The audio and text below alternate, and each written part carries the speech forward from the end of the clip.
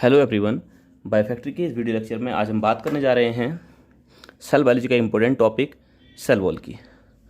Friends, हम जानते हैं कि सेल वॉल एक प्रोटेक्टिव लेयर है जो प्लांट्स में प्रेजेंट रहेगी, एनिमल की सेल में एब्सेंट रहती है, प्लांट की सेल में, फंजाई की सेल में, बैक्टीरिया की सेल में ये लेयर प्रेजेंट रहती है और ये एक आउटर मोस्ट लेयर है। तो हम कह सकते हैं कि सेल वॉल क्या है, तो cell wall is the outer most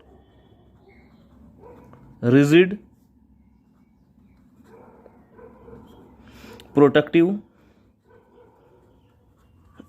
and supportive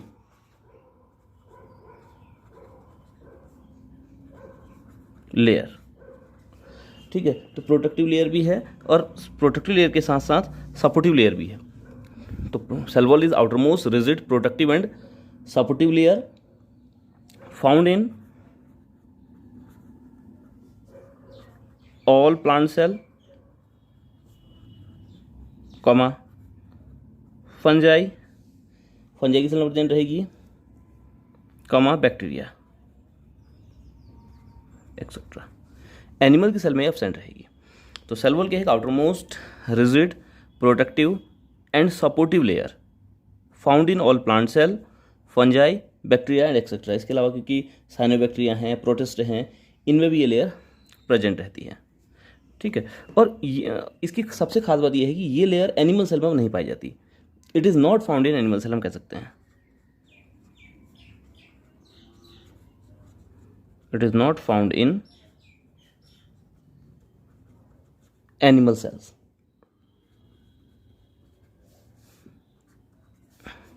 तो ये हमारी सेल वॉल की डेफिनेशन है, इस तरह से बना सकते हैं। तो सेल वॉल क्या है? आउटर मोस्ट है क्योंकि सबसे बाहर पाई जाएगी, है ना। कोई भी सेल हो प्लाज्मा मेम्ब्रेन के थ्रू कवर रहती है, सबसे inner most layer plasma membrane है और उस प्लाज्मा मेम्ब्रेन के बाहर जो लेयर होगी that is the cell wall. It means it is the outermost layer. Rigid काफ़ी कठोर लेयर है, प्रोटेक्टिव प्रोटेक्शन प्रोवाइड करती है और सपोर्ट प्रोवाइड करती है सेल को। ठीक है, तो ये है सेल वॉल, यह हम कह सकते हैं। और it is non living layer, है ना। ये नॉन लिविंग लेयर भी है। जो लेयर है ये नॉन लिविंग है और बाहर से क्या करती है? सराउंड करती है। अगर इसके फंक्शन की बात करें तो इसका फंक्शन जैसा कि हमने यहाँ को लिख ही दिया है, प्रोटेक्शन, प्रोवाइड प्रोटेक्शन हो सकता है, प्रोवाइड सपोर्ट हो सकता है एंड प्रोवाइड स्ट्रक्चर। एक स्ट्रक्चर लेयर भी है क्योंकि किसी भी प्लांट सेल को स्ट्रक्चर भी प्रोवाइड कर रही होती है। तो आउटर मोस्ट लेयर है रिजिड प्रोटेक्टिव सपोर्टिव लेयर ही होगी। तो इसको हम कहेंगे सेल वॉल एनिमल सेल में एब्सेंट रहेगी। इसके अगर नेचर की बात करें तो इसका नेचर कैसा है? तो नेचर में ये परमिएबल है। अगर इसके नेचर की बात करें तो इसका नेचर परमिएबल है, मतलब ये लेयर सभी तरह के सब्सटेंसेस के लिए परमिएबल है।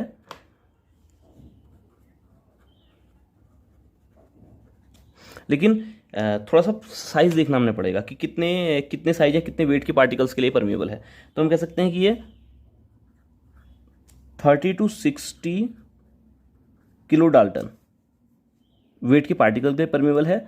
अगर साइज की बात करें तो 1 to 2 नैनोमीटर, इन साइज के पार्टिकल्स के लिए ये लेयर फ्रीली परमिएबल है। इसके स्ट्रक्चर की बात करते हैं कि जो ये सेल वॉल है इसका स्ट्रक्चर किस तरह का है।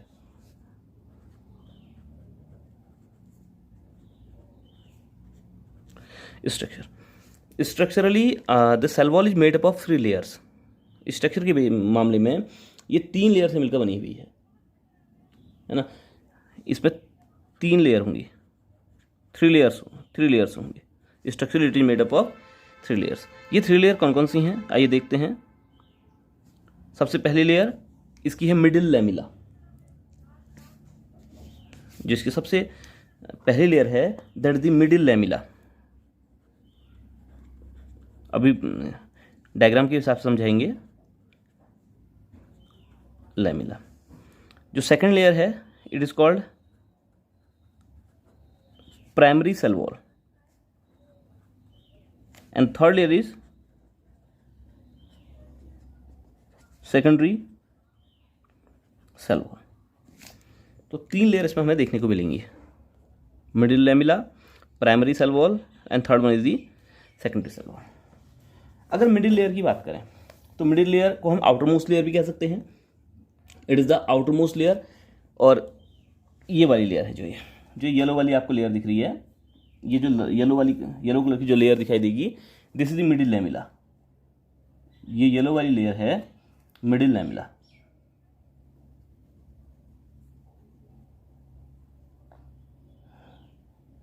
मिडिल लैमेला है लेयर।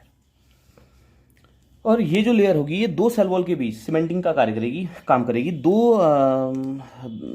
दो सेल्स को बाइंड करने का काम करेगी। जो ये आगे वाला स्ट्रक्चर देख रहे हैं, इनकम्प्लीट सेल्स हैं, इसके बगल की एडजेसेंट सेल्स हैं ये तो एक कंप्लीट सेल्स है, ब्लैक वाली पूरी बाउंड्री बनी हुई है, इसके बगल में भी तो सेल्स होंगी, तो ये ब्लैक वाले से इनकम्प्लीट सेल्स दिखाई दी हैं, बनाई हैं मैंने। और एक सेल और दूसरे सेल के बीच में जो ये लेयर है, this is the middle lamella. तो दो सेल्स को ये बाइंड करने का काम करेगी, है ना। तो मिडिल लैमेला को हम कह सकते हैं binding layer between two adjacent cell.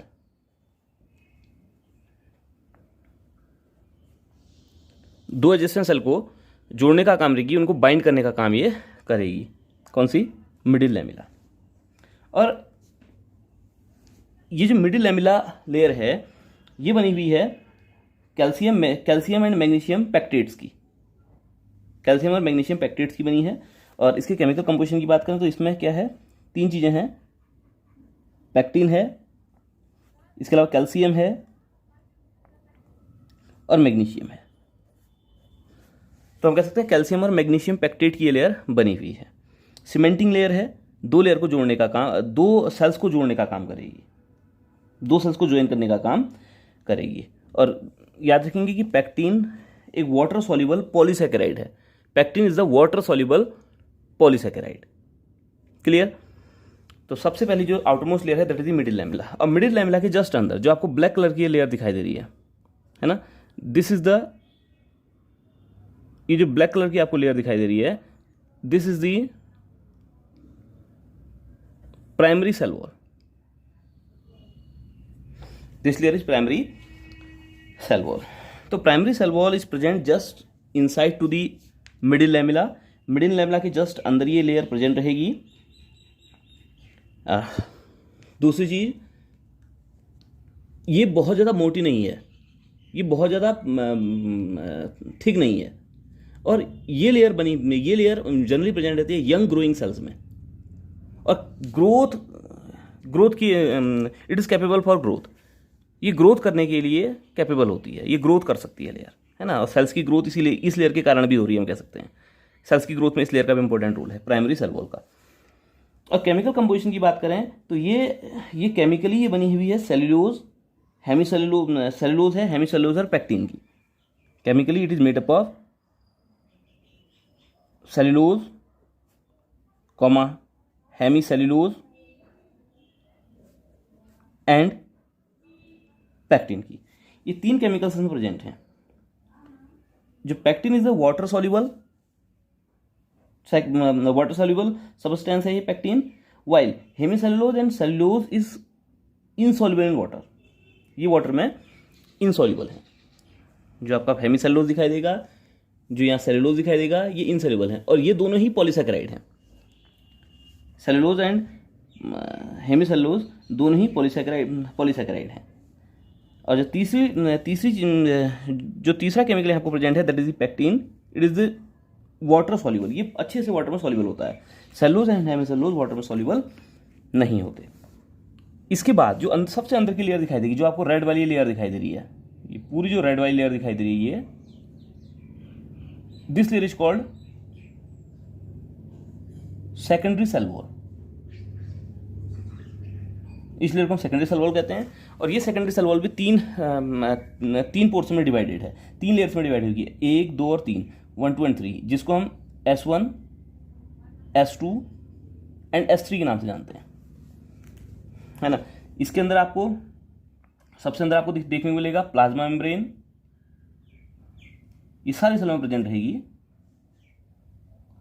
जबकि सेल वॉल एनिमल सेल में प्रेजेंट नहीं रहती, प्लांट की सेल में प्रेजेंट रहेगी, फंजाई की सेल में प्रेजेंट रहेगी, बैक्टीरिया की सेल में प्रेजेंट रहेगी, इसके अलावा साइनोबैक्टीरिया की सेल में प्रेजेंट रहेगी। अंदर आपको दिखाई दे रहा है this structure is cytoplasm,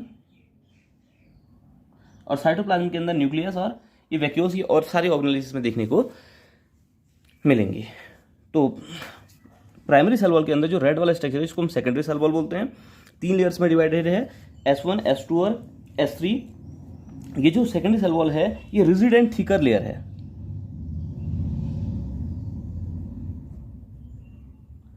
rigid and thicker layer है और ये मेनली वुडी पोर्शन में प्रेजेंट है ना। ये जो सेकेंडरी सेल वॉल है वुडी पार्ट ऑफ प्लांट, जैसे प्लांट के लीफ है या अदर ग्रीन प्लांट पार्ट है, उन पार्ट्स की ग्रीन पार्ट ऑफ प्लांट है ना, जो भी होंगे जैसे लीव्स हैं या अदर ग्रीन पार्ट हैं, उनमें सेकेंडरी सेल वॉल प्रेजेंट नहीं रहती, उनमें सेकेंडरी सेल वॉल प्रेजेंट नहीं रहेगी। तो इसीलिए हम कह सकते हैं कि, और ये जो सेकेंडरी लेयर है, ये सेकेंडरी सेल वॉल है, ये भी सेलुलोज हेमीसेलुलोज से बनी हुई है। इसके अलावा इसमें लिग्निन भी प्रेजेंट है। इसलिए हम कहते हैं कि जो प्लांट का वुडी पार्ट है उसमें सेलुलोज का कंटेंट बहुत ज़्यादा होता है in the comparison of green part of the plant. और सेलुलोज नेचर में पाए जाने वाला सबसे अबेंडेंट पॉलीसेकेराइड भी है। पॉलीसेकेराइड मतलब कार्बोहाइड्रेट का एक फॉर्म में, कॉम्प्लेक्स कार्बोहाइड्रेट है, बड़े कार्बोहाइड्रेट हैं। सेलुलोज है, हेमीसेलुलोज है, ये जो पैक्टिन है, पैक्टिन भी एक तरह का कार्बोहाइड्रेट है, पॉलीसेकेराइड है, बड़े कार्बोहाइड्रेट माने जाते हैं। सेकेंडरी सेल वॉल का अगर कंपोजिशन की बात करें तो इसमें सेलुलोज तो प्रेजेंट है ही, सेलुलोज के साथ साथ हेमी सेलुलोज प्रेजेंट है, और एक नया केमिकल से प्रेजेंट होगा जिसको हम लिग्निन कहते हैं। अभी तक जितने भी हमने केमिकल देखे, चाहे वो पैक्टिन हो, सेलुलोज हो या हेमी सेलुलोज हो, है ना, ये सारे के सारे कार्बोहाइड्रेट हैं, पॉलीसैकेराइड हैं। लेकिन लिग्निन की, अगर हम लिग्निन की जब भी बात करेंगे तो लिग्निन कार्बोहाइड्रेट नहीं है तो ये, और होने के लिए तो लिग्निन क्या है, एक ऑर्गेनिक पॉलीमर है ना, ये भी पॉलीमर है। जैसे सेलुलोज, हेमीसेलुलोज, पैक्टिन, ये सब पॉलीमर हैं। तो likewise the lignin is also the polymer, लेकिन ये कार्बोहाइड्रेट का पॉलीमर नहीं है, किसी दूसरे केमिकल का पॉलीमर है, ऑर्गेनिक पॉलीमर है ये।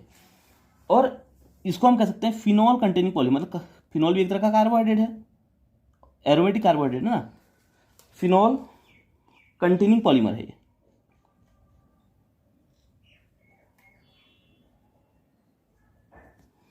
फिनॉल कंटेनिंग पॉलीमर है, तो इसको हम ऑर्गेनिक पॉलीमर कह सकते हैं। एरोमेटिक अल्कोहल है एक तरह का फिनॉल, तो फिनॉल कंटेनिंग पॉलीमर लिग्निन माना जाता है, लिग्निन होता है।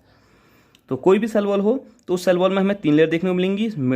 सबसे आउटसाइड में मिडिल लैमेला, ये 2 सेल्स को जोड़ने का काम करेगी। उसके अंदर primary cell wall made up of cellulose, hemicellulose and pectin, and inner to the primary cell wall the secondary cell wall is present, it is the thicker, ये सबसे मोटी यही लेयर है सेल वॉल, और ये केवल वुडी पार्ट में present है, रिजिड लेयर है ना। और प्लांट को जो वाटर रेसिस्टेंस प्रॉपर्टी है, आपने देखा होगा कि लकड़ी कई साल तक पानी में गिरी रहती है फिर भी नहीं सड़ती, क्योंकि उसमें वाटर रेसिस्टेंस प्रॉपर्टी के कारण नहीं सड़ती। और ये वाटर रेसिस्टेंस प्रॉपर्टी कौन प्रोवाइड कर रहा है, यही सेल वॉल उन प्लांट्स को वाटर रेसिस्टेंस प्रॉपर्टी प्रोवाइड कर रही होती है। अब केमिकल कंपोजिशन की बात करें तो इसमें सेलुलोज, हेमीसेलुलोज, ये सारी चीज़ें प्रेजेंट हैं। तो आइए जानते हैं कि सेल वॉल का केमिकल कंपोजिशन क्या है और सेल वॉल के फंक्शन क्या है।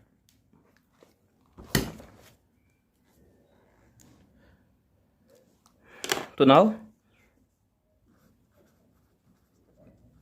केमिकल कंपोजिशन किसका, of cell wall. Cell wall किन किन केमिकल से मिलकर बनी हुई है। केमिकल कंपोजिशन की बात करें तो सेल वॉल मिलकर बनी हुई है सेलुलोज से, पॉलीसैकेराइड है,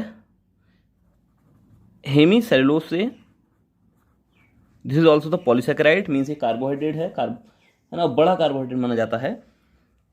इसके अलावा इसमें वाटर प्रेजेंट है सेल वॉल में। वाटर के अलावा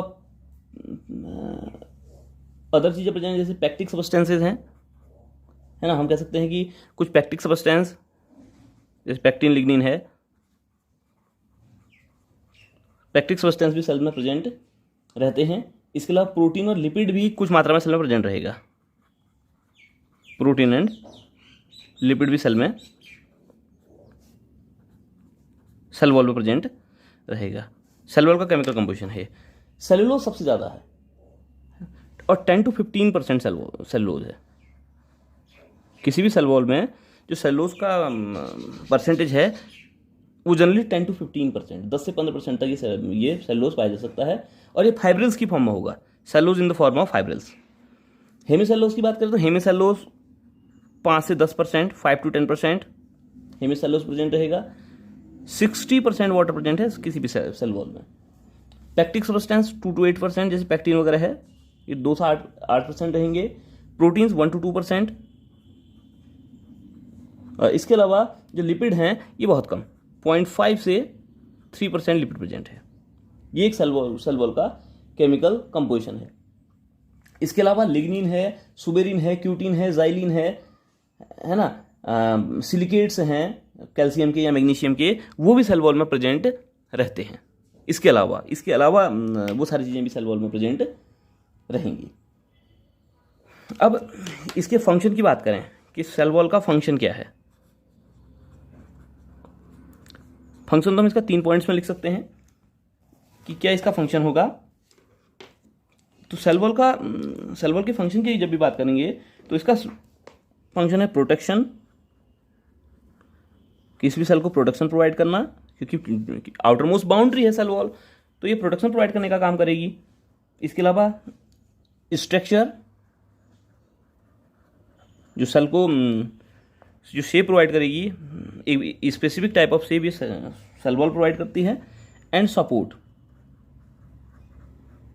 ये 3 पॉइंट्स में इसके फंक्शन को आसानी से समझा सकता है कि cell wall provide protection to the cell from the mechanical injury and entry of the germs, है ना, जर्म्स को इंटर नहीं होने देगी और मैकेनिकल इंजरी से भी सेल को प्रोटेक्ट करेगी।